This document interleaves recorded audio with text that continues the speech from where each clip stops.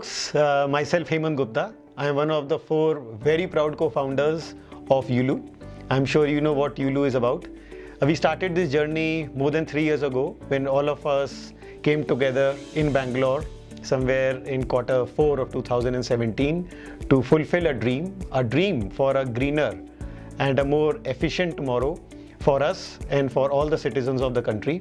We have big ambitions.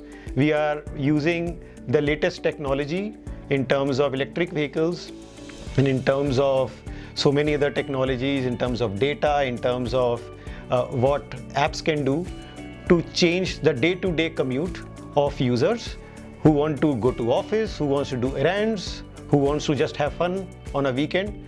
And I think we have been fairly successful in the last 3 years, including during the Corona time, where we have come out actually even stronger.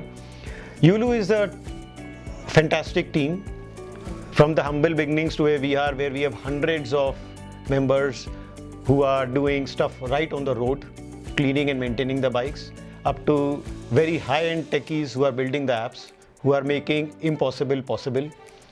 Something which I particularly feel very proud about Yuluites is the DNA, the passion which each one of has every day, every night.